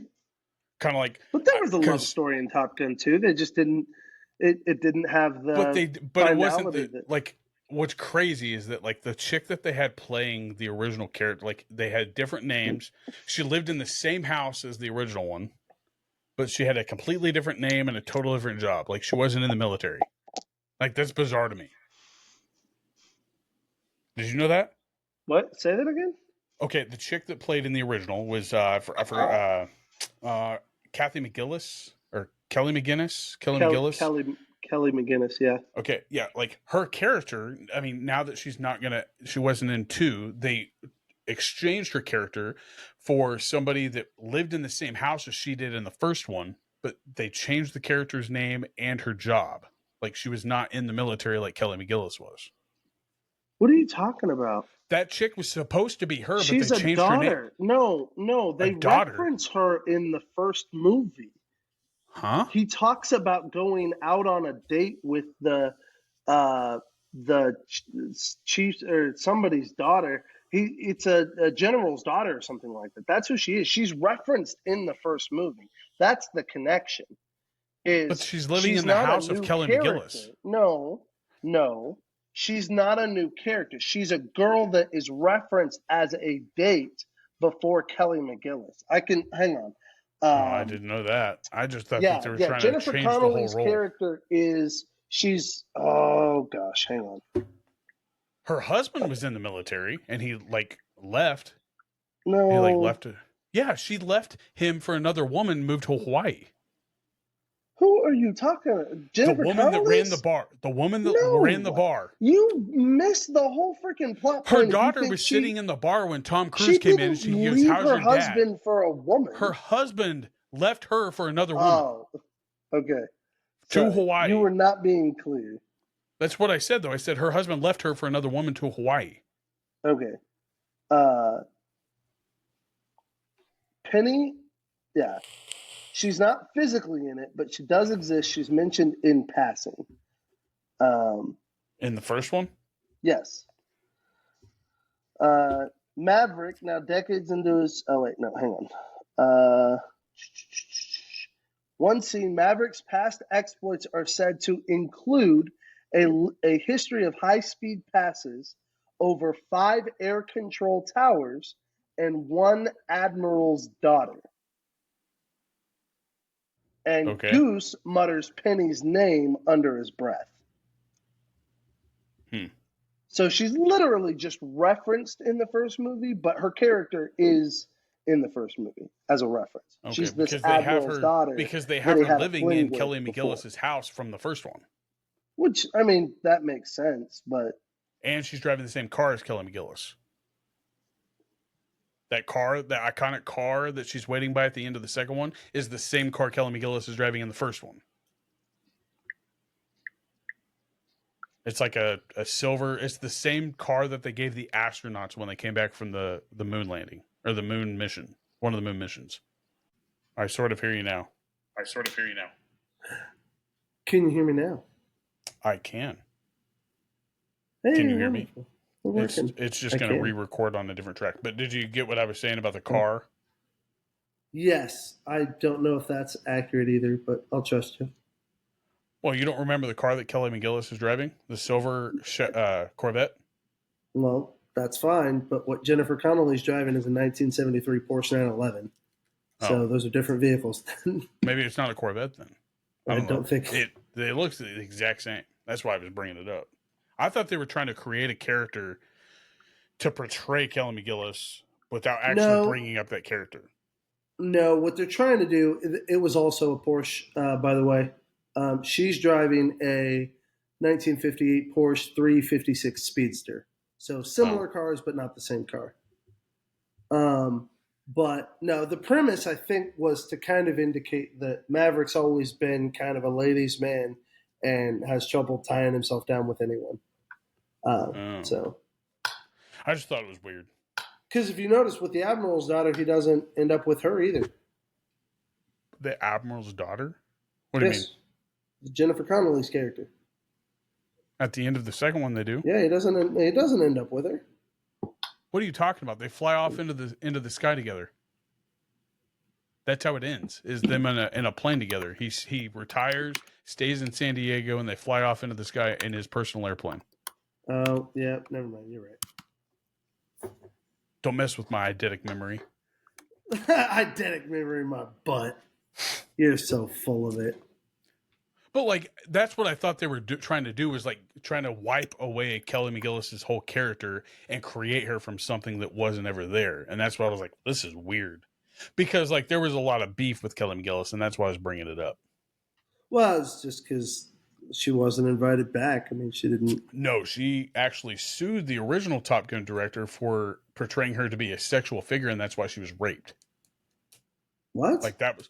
Yeah, if you read the article, like she was actually raped after Top Gun 1, and that's why she kind of like went into her own shell. Like she's been in little like movies, and she has different like character roles, but like she blames the director of Top Gun for making her look out to be a sexual figure, and that's what she blames for making being her a sexual icon, and then she got attacked. Yeah, that's nuts. And that's why she obviously wasn't invited back. But they also didn't plan on making the second one until, 5 years ago? I would assume. I mean, it was just crazy. But, yeah, other than that, Beetlejuice 2, did you bring that up? I did not, but I do want to see that one, too. That looks good. We've talked about that one before, though. Looks good. And then my last thing that I want to rant off. Okay, I'm going to say this, and that'll be how I end it, okay? There are movies you just don't mess with. And there was a post that I saw of a remake that could come out, and it had to be fake. I didn't click on it because I just refused to even believe that it could be true. I saw a post of a remake of Mrs. Doubtfire 2, and Will Smith was playing Mrs. Doubtfire. It made me so mad that I was like, no way. There's just movies you don't touch, okay? That'd be very disappointing. That's what I hate about clickbait, because I highly doubt that it's true, because if it was true, I'd see more of it. But that one right there, you don't touch. I can tell you I watched the first episode, or the first 3 episodes of The Boys, the newest season, and it is it's darker than ever and messed up, but it's really I'm still finishing season 3, so when I get done with that, I'll watch the 4th season. Is it the 4th season? You'll like it. Yeah. Okay. 4th season's just popped. I haven't finished that one yet, but I will finish that. I do really dig that one. It's messed up. But do you agree with me? Do you agree, though? There's just movies you don't touch or try to remake. Absolutely. What's the number one movie, and we'll end off on this, what's the number one movie that you would be completely against if they tried to remake? Never Ending Story. They already did Never Ending Story 2, I thought. Oh, you mean like redo it? 2 was a sequel, yeah. A remake. Okay. You said a remake. And they've already talked about They tried to remake Never Ending Story. That would be terrible. Well, they've already talked. I think they're actually in the talks of doing that. I know that. And that's the one that's the one that you would be against? That was the first one that came to mind. I don't know. Hang on. Oh, I got one better, and I think you'll agree with me after I say it. The Godfather. All right, look at it. Godfather? Maybe, The Godfather. You can't redo that. I'd agree that it'd be stupid to try. Now you can kind of maybe go on a different realm of a different, I guess maybe Pirates of the Caribbean. Web. I never saw any of those. What? I never saw any of them. I'm not a big Johnny Depp. That would be ridiculous. Yeah, I wouldn't want to see Mrs. Doubtfire redone with Will Smith. That would piss me off. And but that's crazy though, because he's done a couple Robin Williams things, hasn't he? He's remade. I thought he did the Genie justice. I thought he did Genie justice. I was not offended with his portrayal of Genie. So. Good Will Hunting. Could you imagine somebody redoing that? Oh, that'd be. See, but some things aren't supposed to be remade, and they know and that's my point. And they don't. And they still try to do it, and that's what makes me mad. Ugh. But dude, that's episode 68. Ah, man. I'm glad we made time to actually knock it out. That was fun. Good stuff. I wish we were in person so we could get heated in the same room and you can feel the temperature that I'm feeling right now. I'm sweating like a sieve. I want For all of you, let's hear your TV dad favorites because we hit a few, but man, there's so many good ones out there. TV dad favorites. I want to know what the TV dad. Who would you compare Eli Manning to as a quarterback? Like what was another one that we had? Oh, that was a Top Gun. That you can't really argue that because like I didn't know anything about her being brought up in the first one. But you sure sold your point, dude. Like. I honestly believe that. I honestly thought that they were just trying to wipe her out of like the whole remembrance of it. And when they are like using all those like little bits about her, like to kind of play homage to it, it's like, dude, this is a little shady. But I didn't know anything about Penny. Well, and that's fine. I don't care if they did. I was just kind of like, man, that's a little shit, like kind of shitty on their part. But it's Tom Cruise too. They still did. They basically replaced her character with Jennifer Connelly. But I'm not kicking anybody out of their crackers to just it. Yeah, she was pretty. So Jennifer Connelly is way better looking. Yep, I'd agree. So yeah, but I love you, buddy. And also, if you're listening this far, please hit that like button. Consider subscribing. Make sure you go follow our sponsors, Rage Beef Jerky and HCW, and stay tuned for the big announcement and reveal this Sunday. Not sure what time yet, but we will have it out this Sunday and right here on the YouTube channel. It's going to be fun. You're going to love it. It is just going to be some great wrestling commentary, just some good bumping of the chops. And you'll get to find out what the name of the show is soon. So, yeah. Stay tuned. I mean, Josh just bumps his chops too much. I mean, I bump my chops all the time. So, but it's all right. We'll see you on Sunday for the brand new show. But we love you. And I love you guys Joshua. Very much. I love you too, Bobby. Well, you go get some rest. I know you're a busy guy. I will. Love you, man. Love you. Bye. Take it easy. Bye. Bye.